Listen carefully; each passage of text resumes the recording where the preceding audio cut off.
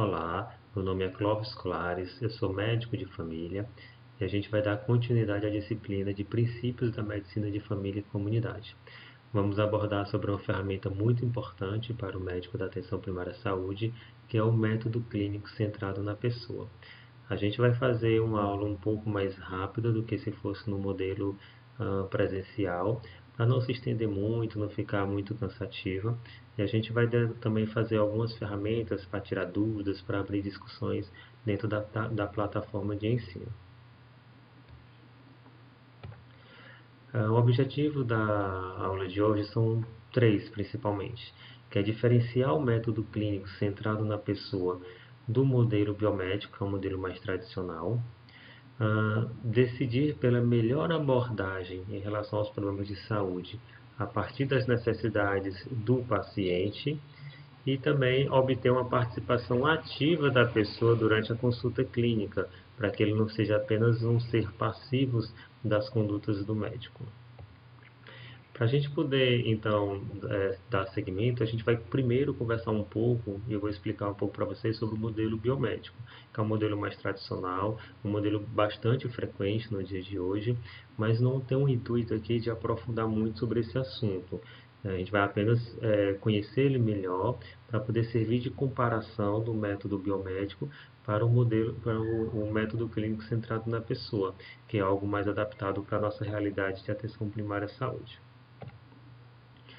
Então, no modelo biomédico, a doença é explicada em termos de sua fisiopatologia, ou seja, qual o tecido, qual o órgão, qual o sistema, né, que está em funcionamento anormal e que justifica todos os sintomas e sinais que aquele paciente vem apresentando durante a sua consulta clínica. Ou seja, a base conceitual é justamente o que? A dimensão biológica do adoecer. Então, nesse modelo, o modelo biomédico, o foco, né, do adoecimento é o corpo da pessoa.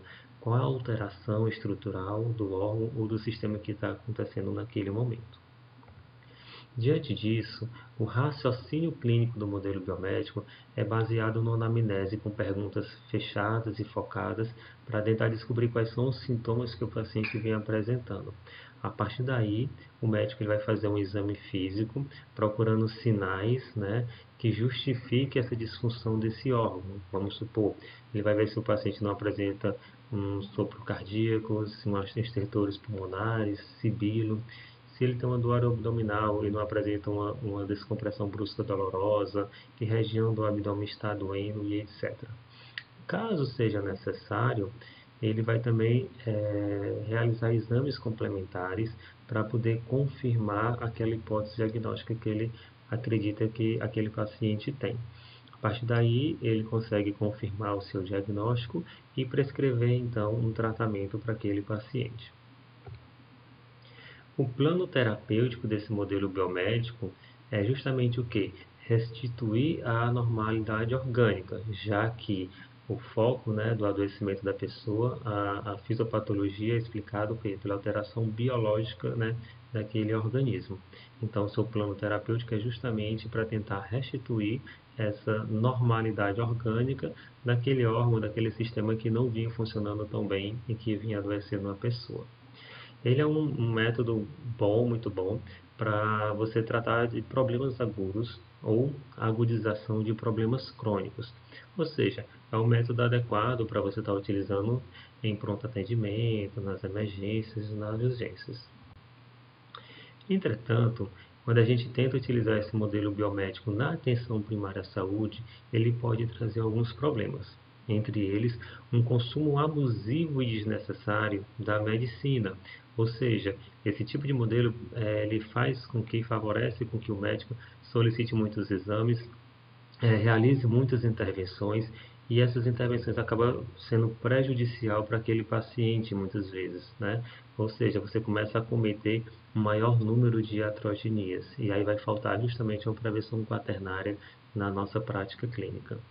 Esse modelo biomédico também não responde ao atual perfil de morbimortalidade de nossa população, que antes tinha um perfil de condições agudas mas que essas condições agudas vêm perdendo um pouco de importância e vem aumentando de importância no perfil epidemiológico de nossa população as condições crônicas, né, de saúde, como diabetes, hipertensão, doenças cardiovasculares, o câncer e também o problema da violência. Tá? O, o, os agentes estressores atualmente, eles são complexos e são multidimensionais, ou seja, o adoecimento dessas condições crônicas de saúde não é ocasionado apenas por um fator, mas geralmente existem vários fatores estressores que contribuem para o adoecimento dessa pessoa. Então, a própria degradação ambiental, como a pessoa não ter acesso a água potável para beber, né, os alimentos muitas vezes contaminados com agrotóxicos, a questão da violência, onde as pessoas moram em comunidades onde tem tráfico de drogas, onde tem milícias e convive com aquela tensão do medo da violência, né, constantemente no seu dia a dia. O problema da desestruturação social, desestruturação da família, que você não tem mais aquela base familiar para apoiar, né, diminuindo a resiliência das pessoas no processo de saúde ou adoecimento. Também o próprio problema do mercado de trabalho, né, do excesso de competitividade, onde não basta você ser bom, você muitas vezes tem que ser o melhor, né, naquela sua função, no desempenho daquela sua função, até para você garantir o seu emprego, não ficar desempregado. E aí acaba você então se submetendo a trabalhos às vezes um pouco insalubre, e isso pode fazer com que você adoeça. Né? E a questão cultural também, que a gente tem uma cultura hoje em dia de você ter que ter o melhor, ter que ter o melhor carro, uma roupa de grife. E quando você não consegue isso, você acaba sendo excluído do convívio no meio social dessas pessoas, né? Então você fica à parte disso. Isso também favorece. Então não é apenas um fator que vai fazer com que a pessoa adoeça, mas um conjunto de fatores estressores que vai ajudar no processo de saúde ou adoecimento daquela pessoa. Ou seja, os distúrbios orgânicos hoje em dia, como as doenças cardiovasculares, problemas digestivos, transtornos mentais, muitas vezes a repercussão de todos esses fatores estressores que eu citei para vocês, né, atuando em conjunto e fazendo com que a pessoa venha a adoecer. Então, entender a doença, a parte orgânica e biológica, né, da doença, né, da pessoa, é apenas uma dimensão que a gente vai olhar. Mas para a atenção primária a gente tem que ampliar um pouco mais esse nosso olhar. Ou seja, no modelo biomédico, o saber científico ele tem muito mais importância na hora do médico tomar decisões sobre o saber sobre a pessoa.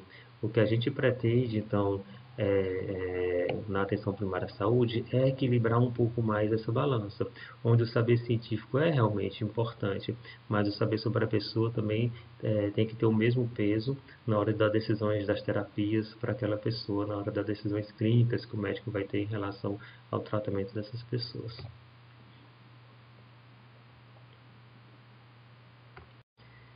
Para a gente ampliar a avaliação médica para além da dimensão biológica do adoecimento, a gente precisa de um método clínico que se adeque melhor à atenção primária à saúde e ao atual perfil epidemiológico de nossa população.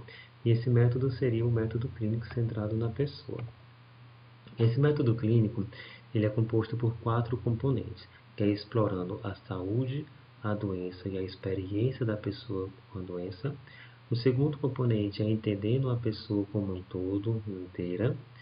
O terceiro componente é elaborando um plano comum de manejo dos problemas. E o quarto componente é intensificando a relação médico-pessoa. A gente percebe nesse slide que esses componentes estão interligados intrinsecamente e que não existe um caminho único a ser seguido. Não precisa você passar primeiro pelo primeiro componente, depois ir para o segundo ou para o terceiro. Não existe uma ordem única da gente seguir. A gente vai ter que perceber durante a anamnese quais são as deixas, as dicas que aquele paciente tem e vai se aprofundando e vai caminhando entre esses componentes, indo e voltando de acordo justamente com as necessidades e com as deixas que o paciente vai dando durante a consulta clínica. Então, para aprofundar um pouquinho sobre o primeiro componente, o intuito desse componente é explorar, além do problema biológico que é a doença, a gente também vai explorar a saúde daquela pessoa e a experiência da pessoa com a doença. Para explorar a saúde, a gente tem a função que vai criar a percepção da pessoa sobre o seu estado de saúde. Para isso, a gente pode lançar uma pergunta aberta e ver o que ele responde. O que a palavra saúde significa ou representa na sua vida? E deixa a pessoa falar. E aí, a partir do que ela vem falando, vem comentando, você pode avaliar a capacidade que essa pessoa tem em realizar suas funções dentro da sua vida. Né? Ela é capaz de conseguir realizar as suas funções, as suas aspirações, ou ela porta alguma doença, alguma dificuldade que não consegue realizar as suas aspirações. Quais são as atitudes e comportamentos dessa pessoa em relação ao seu conceito de saúde? É uma pessoa que pratica atividade física ou é uma pessoa sedentária? É uma pessoa que tem uma alimentação saudável ou ela tem uma alimentação inadequada? É uma pessoa que fuma ou é uma pessoa que não fuma? Né? E a gente vai também tentar perceber também os benefícios que essa pessoa acredita que a saúde pode trazer para ele e quais são as barreiras que ela encontra para que ela não tenha uma saúde, um estilo de vida saudável, né, como ela gostaria de ter. A gente também vai explorar a doença dessa pessoa, a parte da dimensão biológica do adoecimento e entender quais são as alterações fisiopatológicas. E para isso a gente vai fazer realmente perguntas com o intuito de conhecer a alteração do órgão, a alteração do tecido, né, do sistema que está acontecendo no adoecimento daquela pessoa. E aqui tem alguns exemplos, né, perguntar onde está doendo, como começou, há quanto tempo vem apresentando essa dor, o que melhora, o que piora, quais são os fatores de melhora e piora dessas dores, quais são as características da dor, existe algum outro sintoma que vem associado em conjunto com essa dor. Então são perguntas destinadas justamente o quê? A tentar conhecer a parte biológica, a dimensão biológica do adoecimento daquela pessoa. E além disso, você vai tentar explorar também a experiência com a doença, que são 4 dimensões. Os sentimentos, principalmente sobre a doença ou o medo de adoecer. Quais são os seus medos, né, em relação àquela doença? Qual o temor que a pessoa tem? Vai conhecer também as suas ideias sobre o que está errado com ela. Qual a explicação que aquela pessoa está dando para aquela doença, para aqueles sintomas? O que é que ela acredita que ela tem? Qual o impacto do seu problema nas tarefas da sua vida diária? Ela está deixando de realizar algum papel social, está deixando de realizar algum hobby que ela gostaria de fazer, está atrapalhando o seu dia a dia, o seu trabalho, está atrapalhando a sua convivência familiar? E qual a expectativa que essa pessoa tem em relação ao que o médico, né, que ela procura, o que, é que o médico vai fazer em relação ao adoecimento dela? O que é que ela está ali buscando o que naquele momento, né? Qual a expectativa que ela tem em que ela foi buscar no médico alguma solução para isso? E aqui tem uma historinha para a gente perceber mais ou menos cada uma dessas funções que eu acabei de citar. Então, chega um paciente na consulta e a gente começa geralmente com uma pergunta aberta, né? O que ele traz aqui hoje seria um exemplo. Nesse momento, você espera a resposta do paciente e deixa ele falar pelo menos durante 2 minutos. Nesse tempo de 2 minutos, ele vai te dar em torno de 80% a 90% das informações necessárias na anamnese para que você consiga elaborar suas hipóteses diagnósticas. E aí ele tem tido dores de cabeça muito forte, né? E deixa 2 minutos ele falando. E aí depois você vai começar então o que? A fazer perguntas mais direcionadas para tentar entender qual a fisiopatologia daquela doença, que doença que aquele paciente vem apresentando. E aqui tem alguns exemplos. Há quanto tempo tem as dores de cabeça? Né? Que nota você daria de 0 a 10 na intensidade da dor de cabeça? Que região da cabeça dói? Ela irradia para alguma outra parte do corpo? Tem algum sintoma associado que vem em conjunto com essa dor de cabeça? E aqui explorando justamente a experiência dele com essa doença, com essa dor de cabeça. E aí o médico vai fazer algumas perguntas para explorar seus sentimentos, né? O que lhe preocupa mais a respeito dessas dores de cabeça? Você parece ansioso por causa dessas dores de cabeça. Acha que algo ruim está causando? Para você, há algo especialmente preocupante sobre elas? Explorando as ideias do paciente. O que você acha que está causando a dor de cabeça? Você acha que há qualquer relação entre as dores de cabeça e outros eventos atuais da sua vida? explorando o funcionamento, o impacto que essa dor de cabeça está trazendo na vida dessa pessoa. Como essas dores de cabeça estão afetando a sua vida diária? Elas têm feito com que você deixe de participar de alguma atividade? E em relação às expectativas, o que você acha que lhe ajudaria a lidar com essas dores de cabeça? Como você acredita que eu posso lhe ajudar em relação à sua dor de cabeça? Então, esses são alguns exemplos de perguntas para a gente estar explorando justamente a doença e a experiência dessa pessoa com a doença. A doença e a experiência com a doença, ela nem sempre coexistem. Vamos supor, existem pessoas assintomáticas como hipertensão e diabetes. Vamos dar um exemplo de uma pessoa que veio por alguma outra queixa clínica, veio com uma queixa clínica da dor de cabeça e durante a avaliação médica ele descobre que está com diabetes, né? Como o diabetes naquele momento do paciente não está trazendo nenhuma repercussão clínica, não apresenta nenhum sintoma, nenhuma queixa em relação ao diabetes, então ele vai ser um paciente com a doença, com diabetes, mas sem queixa clínica, uma doença assintomática.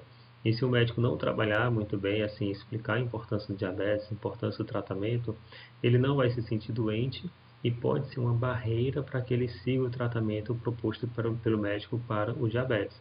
Até porque a expectativa dele era o quê? Era um remédio para melhorar a dor de cabeça e não um remédio para diabetes. Existem outros pacientes que eles não têm nenhuma doença, nenhuma alteração biológica, mas ele tem muitas queixas clínicas, tem muito sofrimento, que é justamente aqueles pacientes poliqueixosos, que geralmente chegam com a lista de problemas a ser tratados com a gente, né? E a gente também tem que saber lidar, né, com esse tipo de paciente. E tem aqueles pacientes que têm uma doença e que gera alguns sintomas, mas o sofrimento, a clínica que esse paciente vem apresentando é muito mais exacerbado do que o esperado para aquela alteração que ele vem apresentando. Então a gente tem que ter conhecimento desses tipos de tratamento de paciente, justamente para tentar praticar a prevenção quaternária e que esse paciente não saia prejudicado, né, da sua consulta médica. Eu acho bem interessante esse quadro que mostra justamente o ponto de vista médico, que é uma dicotomia, sim ou não, né, da presença da doença. A doença está presente ou está ausente. E também vai avaliar o ponto de vista do paciente. O paciente, ele tem uma enfermidade, e aí seria já uma graduação, né?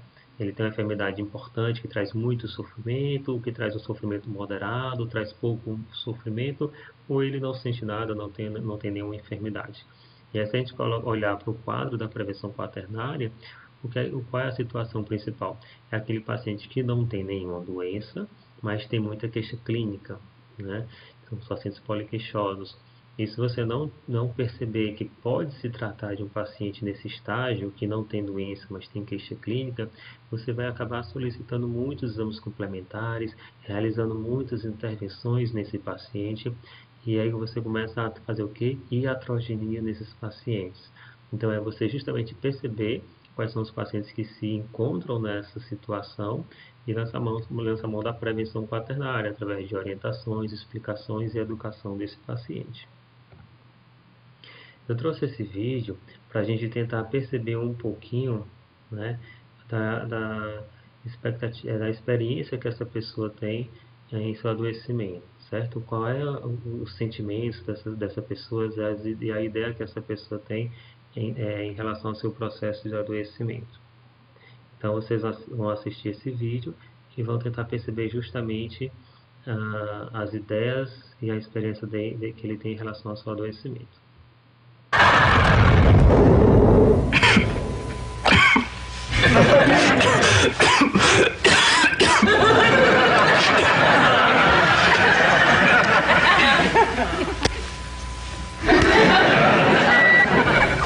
Ai, eu mereço. Leonard! Leonard, eu tô doente! Leonard! Leonard, eu tô doente!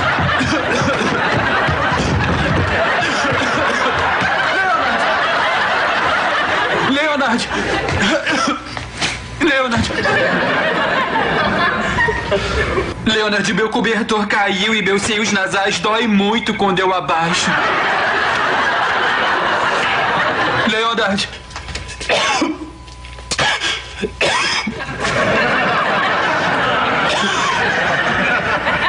Ai.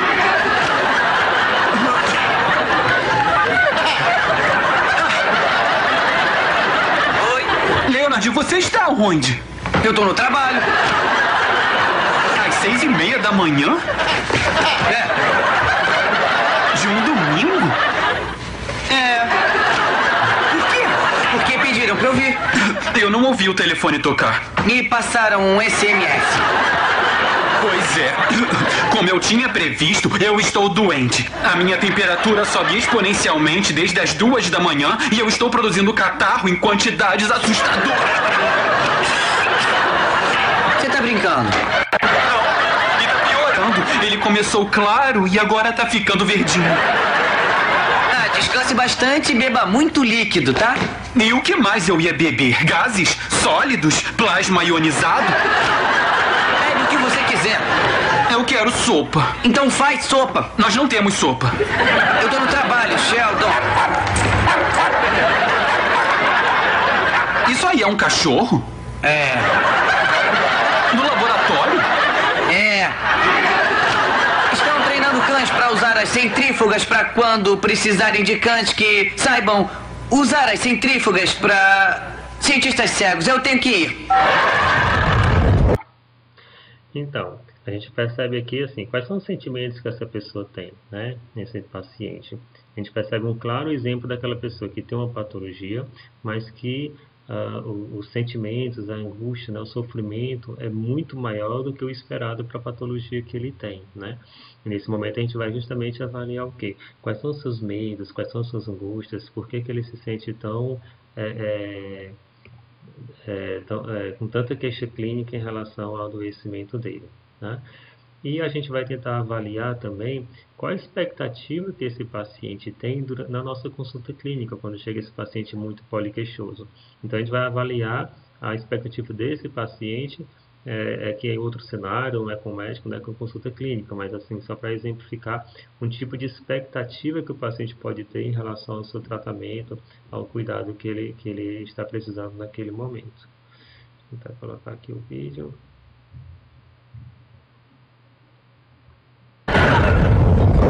Pronto. Macio e bem quentinho. Tá bem? Te vejo mais tarde. Espera! Você pode passar no meu peito, por favor?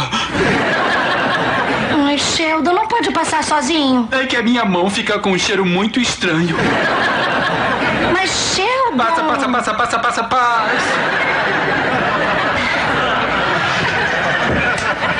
Não acredito que vou fazer isso.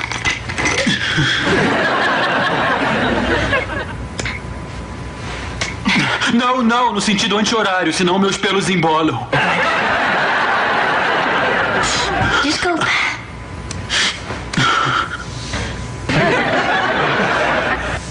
Pode cantar Gatinho Macio.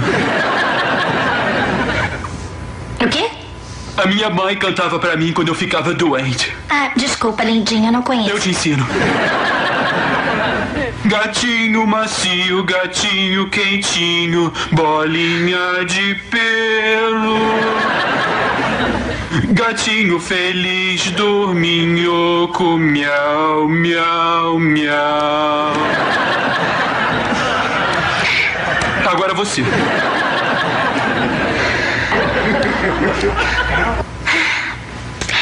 Gatinho macio, gatinho quentinho.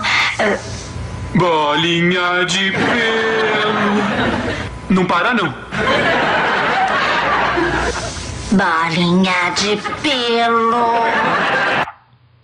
Então a gente está percebendo justamente a expectativa que esse paciente tem é que alguém fizesse o que a mãe dele fazia quando ele era pequeno, né? De passar um creme, cantar uma música, né, para ele, tá bom? E às vezes o paciente vem com alguma expectativa nas nossas consultas, a gente tem que tentar perceber qual é essa expectativa. A gente pode perguntar, e aí fazer aquelas perguntas: como você espera que eu possa te ajudar em relação a isso, né? E aí ver o que é que ele esperava da gente e trabalhar, se é uma coisa que a gente deve fazer, poderia estar fazendo, né? A gente já reforça a importância e faz. Já se a expectativa dele é uma coisa que não vale a pena naquele momento, ou poderia trazer alguma iatrogenia, não tem indicação naquele momento, a gente também trabalhar isso daí, explicar para ele o porquê é que não vai fazer a expectativa dele naquele momento, pelo menos. O segundo componente no método clínico centrado na pessoa é entendendo a pessoa como um todo, inteira. Então a gente vai tentar pegar as informações que ao longo do tempo o médico vai acumulando sobre aquela pessoa, tá? Então a gente não tem que ter a tendência de querer coletar todas as informações, conhecer um paciente como um todo apenas em uma consulta, até porque vão ficar consultas muito demoradas e vai ficar cansativo para você, cansativo para o paciente e não vai ser produtivo esse tipo de abordagem. Então a gente, pelo princípio do cuidado continuado na atenção primária à saúde, a gente vai estar vendo essa pessoa frequentemente, né, em vários encontros, e você vai aprofundando o conhecimento sobre essas pessoas nesses encontros. Então, cada encontro você aprofunda você começa a obter mais dados sobre essa pessoa. Aí você vai tentar conhecer dessa pessoa, qual o contexto próximo dessa pessoa, como é que é a sua família, como é que a família é composta, a educação dessa pessoa, qual o emprego que essa pessoa tem, que tipo de atividade de lazer ela gosta de realizar. E também pode tentar avaliar o contexto distante dessa pessoa, né, em relação à comunidade que ele vive, uma comunidade que é dominada pelo tráfico de drogas, uma comunidade que tem milícias, né, tem outros tipos de violência, né, qual a cultura que essa pessoa tem, e se essa pessoa também, assim, o sistema de saúde é um sistema de saúde que tem um acesso facilitado ou não, né? Ele tem acesso ao sistema de saúde. Para conhecer a família, existem algumas ferramentas bem interessantes que a gente pode estar aplicando em alguma das consultas. Entre eles, a elaboração do genograma e até de um ecomapa, que é um pouco mais completo. Conhecer qual o ciclo de vida que essa pessoa se encontra, né? Porque dependendo do ciclo de vida, as pessoas vão passar por algumas crises, né, previsíveis. E aí você pode já antecipar essas crises, conversar com a pessoa para que ele enfrente melhor e não adoeça durante essas crises previsíveis do ciclo de vida. Existem outras ferramentas como o FIRO, o PRATS também, de uma avaliação mais completa da pessoa e da sua família. E a gente também tem que tentar perceber qual o protagonismo dessa família em relação a melhorar a saúde dessa pessoa. É uma família bem estruturada, que dá apoio e que ajuda nos cuidados dessa pessoa, ou é uma família disfuncional e que agrava ou muitas vezes é a causa, né, do adoecimento da pessoa. Então, a família que tem um usuário de drogas dentro da família, é uma família que tem uma pessoa etilista e que depois faz violência física, violência verbal por algum membro da família. Então, são coisas que a gente pode estar percebendo que pode justificar o adoecimento dessas pessoas. E até assim, esse sofrimento muitas vezes exacerbado que a pessoa tem de uma doença mais simples. Esse outro vídeo também é bastante interessante e eu quero dar o mérito desse vídeo ao José Mauro, que é um médico de família, e eu tirei esse vídeo justamente de uma aula dele, uma aula que ele fala sobre o método clínico centrado na pessoa. E aí a gente vai justamente perceber a importância de você conhecer um paciente como um todo, né? Ter todas essas informações.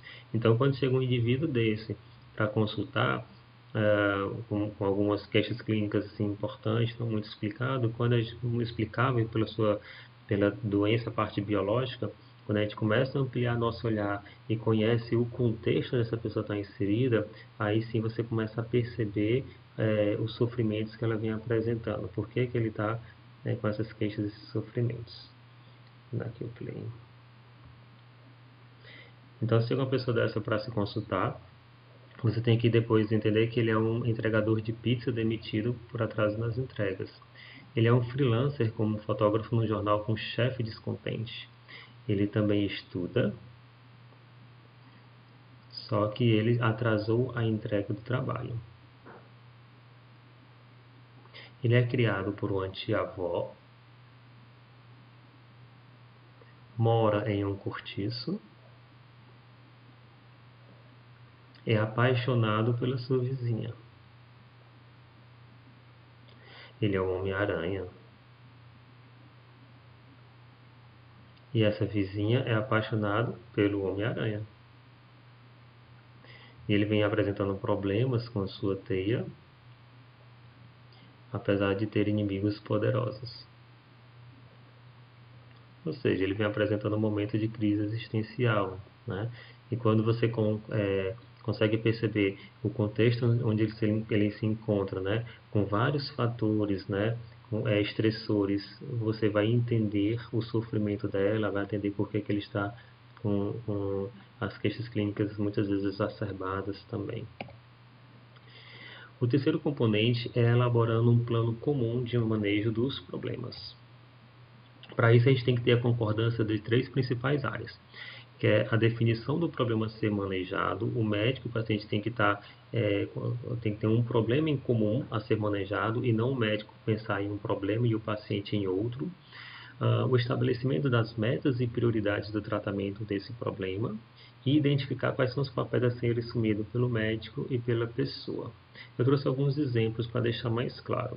Chega um paciente com dor lombar na sua consulta clínica, né? E o médico acredita que esse problema é devido ao quê? A um problema musculoesquelético e ele vai fazer apenas orientações como meta, né, como tratamento, para que o paciente faça mais alongamentos, pratique atividade física, faça um fortalecimento muscular. E nas exacerbações agudas do seu adoecimento, que ele possa fazer algum analgésico, algum anti-inflamatório para melhorar a dor de forma esporádica. Mas a pessoa, né, acredita que tem uma hérnia de disco, certo? E a expectativa dela, o que é? A meta dela é que o médico solicitasse uma ressonância nuclear magnética. Então, se esse problema ele não for determinado durante a consulta, as metas do médico e as metas do paciente vão ser diferentes. Então, se o problema não for um problema comum, não for, se o médico não explicar que aquele paciente não tem sinal de alarme, que aquela dor não é uma dor típica de uma hérnia de disco, e sim de uma dor musculoesquelética, ele não vai conseguir ter as mesmas metas e aquele paciente provavelmente não vai seguir as orientações do médico, né, o tratamento que o médico prescreveu. Muito pelo contrário, ele provavelmente vai procurar ajuda de algum outro médico, alguma coisa que faça aquilo que ele estava querendo, que era a ressonância nuclear magnética. Ou que esse outro médico, segundo médico, explique para ele sobre o seu problema, sobre o seu adoecimento, e ele entende, então, que naquele momento não é necessário a ressonância magnética. Outro exemplo é um paciente com dificuldade de dormir, né? E o médico acredita que seja apenas estresse e ansiedade, e a abordagem dele é apenas o quê? A abordagem do transtorno de humor desse paciente, orientar sobre a higiene do sono, né? Sem fazer tratamento medicamentoso para ele dormir. Só que o paciente acreditava que o problema dele era insônia e queria que o médico prescrevesse um diazepam, né? Então, se esse problema ele não for trabalhado e bem definido, né, está trabalhando o médico e o paciente trabalhando o mesmo problema, chegarem a um acordo em conjunto, as metas vão ser diferentes e a gente vai ter os problemas que eu já citei. Falta de adesão do paciente ao teu tratamento e, às vezes, procurar também um outro profissional de saúde. A gente também tem que explicar claramente para o paciente as opções de tratamento e as vantagens e desvantagens das diferentes escolhas. Eu gosto muito desse exemplo de trazer um paciente diabético, ou seja, um paciente com perda de peso, poliúria, polidipsia, polifagia, queixa clínica clássica do diabetes. E quando ele faz o exame com a glicemia de jejum, dá 430, a hemoglobina glicosilada de 11%. Se a gente for seguir os guidelines, o tratamento para esse paciente é uma insulina naquele momento, né, para a gente conseguir resgatar ele mais rápido, pelo menos. Então, o tratamento, se não for discutido com o paciente, é uma insulina. Mas se o paciente tem medo de agulha, se o paciente não tem uma geladeira na casa, se o paciente tem dificuldade de visual e não consegue fazer a medição da insulina, então são coisas que a gente vai ter que abordar. E às vezes o paciente tem medo, não aceita insulina, né, naquele momento. Se você não discutir e der outras opções terapêuticas, ele não vai usar a insulina. Então a gente pode explicar ou colocar as opções que a insulina para ele naquele momento seria o tratamento mais adequado, mas se por alguma aventura ele tiver dificuldade de seguir esse tratamento, a gente poderia, deixando bem claro que não é o tratamento ideal, mas poderia fazer um tratamento medicamentoso oral e ficar acompanhando mais de perto esse paciente para ver a resposta dele, tá bom? Mas se ele optar realmente com tratamento oral, é interessante que o médico escreva no prontuário que foi oferecido o tratamento de insulinoterapia, mas o paciente optou, né, não quis, né, em comum acordo, e aí foi prescrito um tratamento oral. Lembrando, a não adesão ao tratamento geralmente é uma forma da pessoa expressar os seus desacordos com as metas do plano terapêutico, porque isso não foi discutido anteriormente nas consultas clínicas. Então, a gente vai ter que ter uma flexibilidade nas abordagens, levar em consideração aspectos culturais daquela pessoa, tipo de problemas, o perfil da pessoa, se é a idade, né, se é uma pessoa idosa. O método clínico é um método bem interessante para você até aplicar em pacientes mais jovens, né, que já pesquisaram, já pesquisaram sobre sua doença e acredita que já sabe o que é que está acontecendo e vai mais pedir uma opinião médica, do que aqueles pacientes idosos. Que às vezes culturalmente eles já são acostumados a dizer, o médico é quem sabe o que é melhor para mim, eu vou seguir as orientações do médico. E eles não, às vezes você tem um pouco de dificuldade de fazer o método clínico, né, de discutir as opções terapêuticas com o paciente. Ele não aceita, com um paciente mais idoso, né, ele não aceita muito isso. Então você também tem que ser mais flexível nas abordagens mesmo, tá bom? E aí você vai conhecendo a pessoa e sabendo que tipo de abordagem você vai fazer para aquelas pessoas, para cada uma das pessoas. E o quarto componente é intensificando a relação pessoa e médico. Cada visita a gente vai tentar construir um relacionamento para explorar justamente o que? O potencial curativo da relação médico-pessoa. Para isso a gente vai ter que ter habilidades de comunicação. Então, realizar nas consultas clínicas uma escuta ativa. Ou seja, quando o paciente for relatar os seus sintomas, se você estiver utilizando um prontuário físico de papel, solta a caneta, né? Se você estiver utilizando o prontuário eletrônico, solta o teclado do computador, se vira para a pessoa, mantém um contato visual com essa pessoa, enquanto ele vai contando a sua história, você vai dando acenos com a cabeça de que está prestando atenção, que está entendendo, né? Então isso faz parte da habilidade de comunicação e você consegue fortalecer sua relação médico-pessoa com isso. E aí o cuidado continuado, a gente, como eu já comentei, o tempo de consulta, a gente não precisa ter um tempo de 40 minutos para trabalhar tudo isso. A gente pode estar dividindo em outras consultas através de retorno e estar trabalhando cada um desses componentes em determinado período, né? Tem pacientes que trazem múltiplos problemas, você pode justamente tentar discutir com esse paciente, chegar a um acordo. Qual o problema principal, né, que a gente vai abordar nesse momento? E aí marcar retornos para poder justamente estar trabalhando esses outros problemas que não foram eleitos como problema principal nessa consulta que você acabou de fazer. Sempre lembrando do conceito de demora permitida. Se esses outros problemas podem esperar sem trazer prejuízo ao adoecimento dessa pessoa, sem piorar o prognóstico que a doença dessa pessoa tem. Então, quando a gente consegue intensificar essa relação através do cuidado da habilidade de comunicação, né, de ter empatia com esses pacientes, do cuidado continuado, muitas vezes você vai usar o que a gente chama de um médico como droga, né? E muitas vezes assim, só em você conversar, escutar e orientar as pessoas, muitas vezes é suficiente naquele momento para ele se sentir melhor, não tendo a necessidade real de a gente fazer um tratamento medicamentoso naquele momento. E aqui, por fim, são as bibliografias que a gente utilizou para fazer essa aula. Espero que tenha sido proveitosa a aula para vocês e a gente vai discutindo, tirar algumas dúvidas e abrir também discussão em outras ferramentas que a gente vai disponibilizar dentro da plataforma.